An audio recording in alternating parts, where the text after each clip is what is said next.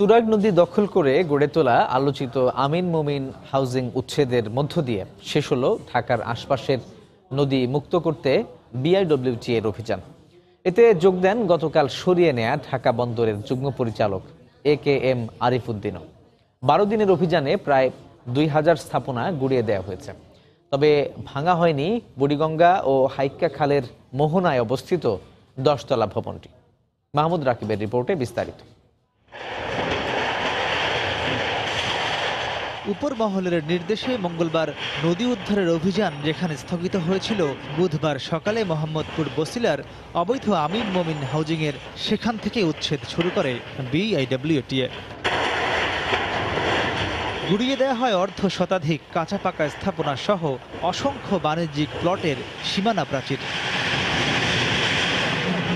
নির্বাহী ম্যাজিস্ট্রেটের পাশাপাশি আলোচিত হাউজিংটি উচ্ছেদে এদিন যোগ দেন মঙ্গলবার উচ্ছেদ থেকে সরিয়ে নেয়া ঢাকা বন্দরের যুগ্ম পরিচালক আরিফ উদ্দিনও।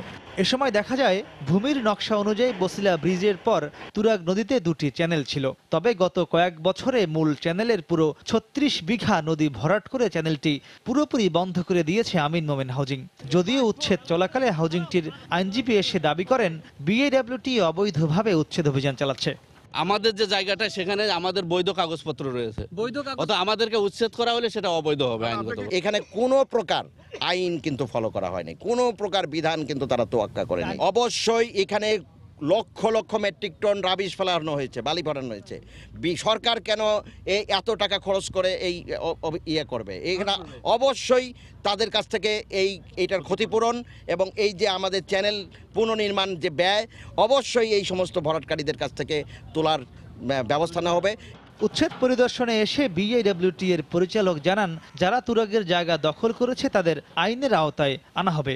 যারা এই অবৈধভাবে এগুলো কাজ করেছে তাদেরকে আমরা আইনের আওতায় আনছি, ফৌজদারি মামলা দিয়ে তাদেরকে ব্যবস্থাও নেব।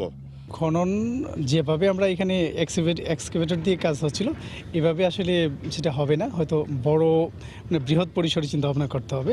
সাধারণত নদীর পাড়ের জায়গা ভরাট করে সেখানে অবৈধ দখলদারদের বিভিন্ন স্থাপনা করতে দেখা যায়, কিন্তু প্রকৃতির জীবন সত্তা খ্যাত এই তুরাগের পুরো একটি চ্যানেলই গলা টিপে হত্যা করে সেখানে এই অবৈধ প্রতিষ্ঠান নির্মাণ করেছে আমিন মোমিন নামের হাউজিং প্রকল্পটি।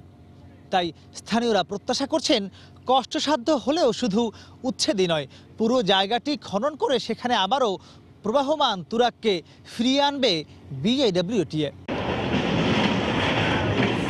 12 দিনের উচ্ছেদ অভিযানে বহু অবৈধ আবাসিক ভবন ও কলকারখানা গুড়িয়ে দেওয়া হলেও বাদ পড়ে বুড়িগঙ্গা ও হাইক্কা খালের মোহনায় এই 10 তলা ভবনটি। এটি না ভেঙে বৈধতা যাচাইয়ে 15 দিনের সময় দেয় বিআইডব্লিউটিএ ও রাজুক। মাহমুদ রাকিব, সময় সংবাদ, ঢাকা।